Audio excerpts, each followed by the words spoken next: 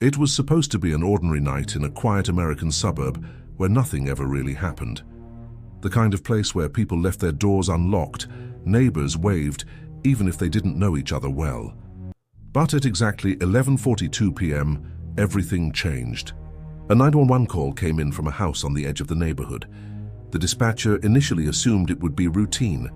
The voice on the other end was shaking, uneven, and barely controlled. The caller said something that immediately changed the tone. "There's someone in my house, and I think they are not alone." The dispatcher tried to keep calm, following protocol, asking basic questions, location, identity, and confirmation of emergency. But the caller didn't respond like a normal report. Instead, there were pauses, heavy breathing, and then a whisper. "They already know I called you." At that moment, the call shifted into something far more serious.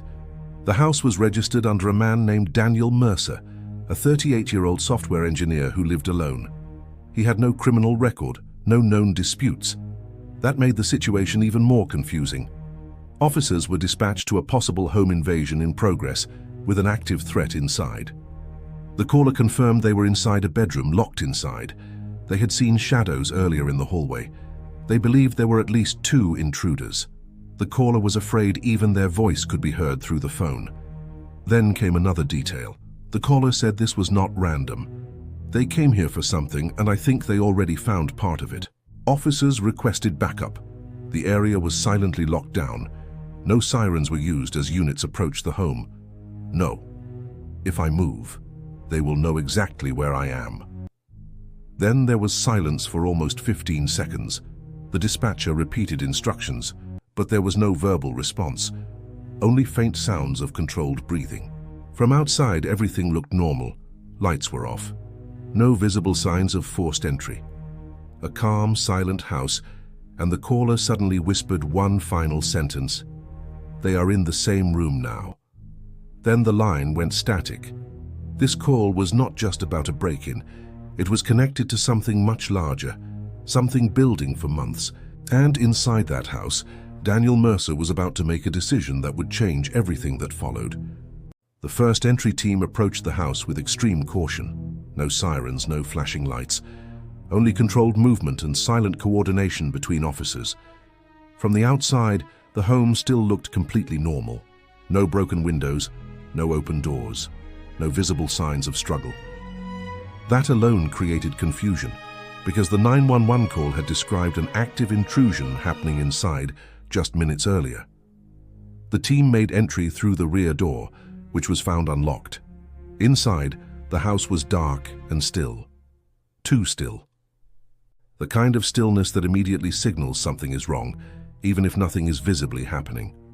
Officers moved room to room, checking corners, maintaining formation, and listening for any sound that could confirm movement.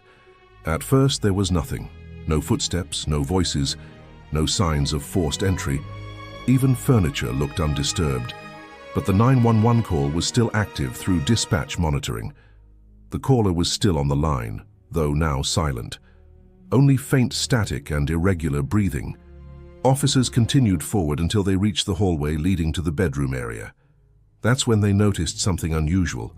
One door at the end of the hall was partially closed, as if someone had left it in a hurry but carefully tried to avoid noise. The team slowly approached that room. Inside the bedroom, they found signs that someone had indeed been there recently. A chair slightly moved, a phone placed on the floor instead of a table, a faint impression on the carpet suggesting someone stood still. But there was no one inside, no intruders, no victim, only silence. That's when the confusion deepened. The dispatcher confirmed over radio that the caller was still connected. Officers attempted to verbally communicate through the phone speaker, but there was no response. Then something unexpected happened. A second officer noticed a faint light coming from a small adjoining closet space. The door was slightly ajar. Inside the closet was a hidden recording device setup, small professional-grade equipment that didn't belong in an ordinary home. There were multiple cables, a power bank system, and a laptop running silently. This was not a random break-in, this was planned. At the same time, dispatch reported a strange update. The caller's voice pattern had changed. It was no longer frantic. It was controlled, almost calm. Then, for the first time since the beginning of the call, the caller spoke clearly. "You're inside now." Officers immediately went on alert. They scanned the house again, expecting movement or a sudden confrontation. Then came the most disturbing part. The laptop in the closet suddenly displayed a live feed, not from inside the house, but from multiple unknown locations. This was no ordinary burglary. This was surveillance. One officer reviewed the files while maintaining security. What they discovered changed everything. Detailed logs, timestamps, and tracking data on multiple people. And Daniel Mercer's name appeared not as a victim, but as the central node of the entire system. At that moment, the idea of a simple 911 emergency collapsed completely. Then the radio crackled again. Dispatch reported that the caller identity verification had been rechecked, and the results did not match the original assumption. Because Daniel Mercer was not listed as the person who made the initial call. The actual voice signature belonged to someone else entirely. Inside the house, officers realized something even more disturbing. The 911 call was not a cry for help. It was an activation signal. And whatever it triggered was still not fully understood. By the time the situation fully stabilized inside the house, the entire operation had already shifted from a simple 911 response to a multi-agency investigation. What officers had discovered in the bedroom and closet was no longer being treated as a local incident. It was now flagged for federal review. The first major breakthrough came from the recovered system inside the house. The surveillance data was not random. It was organized, structured, and continuously updated.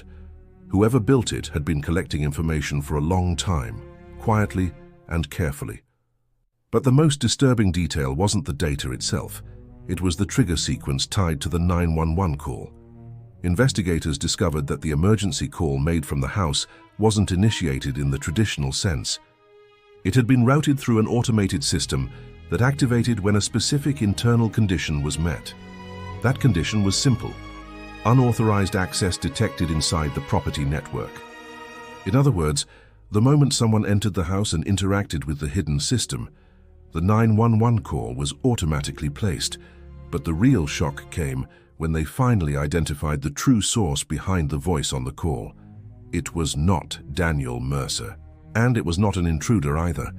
It was an artificial intelligence monitoring system designed to simulate a human distress call when a breach occurred. The voice, the fear, the urgency, it had all been generated based on pre-recorded human behavioral patterns.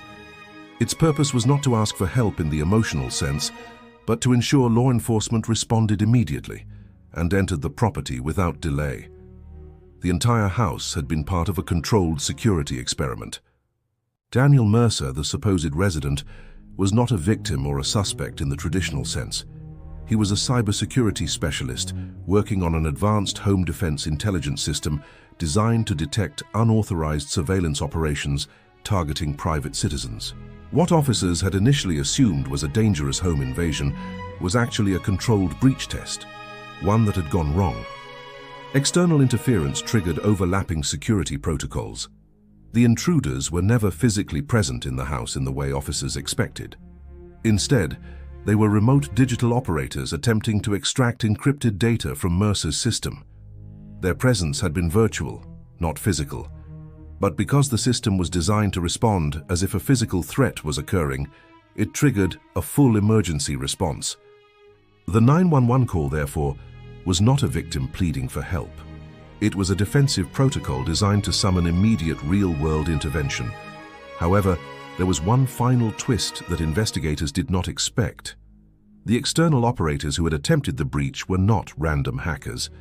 They were part of a coordinated cyber network that had been quietly targeting experimental security systems across multiple states. Mercer's system had been used as bait to identify them, and the 911 call had done exactly what it was designed to do. It exposed their digital footprint in real time during the intrusion attempt. The operation had worked, but at a cost no one had fully predicted. Because now, law enforcement systems and private security networks were all asking the same question. If a 911 call can be artificially triggered, how many other emergency calls are real, and how many have already been used for something else entirely? In the aftermath, the case was sealed under a federal cybersecurity classification. Official reports gave no public explanation beyond technical anomaly during emergency response. But inside intelligence circles, the incident became a reference point for a new kind of threat, one where emergency systems could be manipulated for digital warfare. Daniel Mercer disappeared from public records after the investigation. Some say he was relocated under protection. Others believe he continued working on next-generation defense systems in complete secrecy. But one detail remained unchanged. That 911 call had changed everything. Not because of what was inside the house, but because of what it revealed about the future. If this story shocked you, imagine how many real emergency calls are happening right now that we will never fully understand. Like, share, and subscribe for more true-style thriller investigations. Comment below. What would you do in this situation?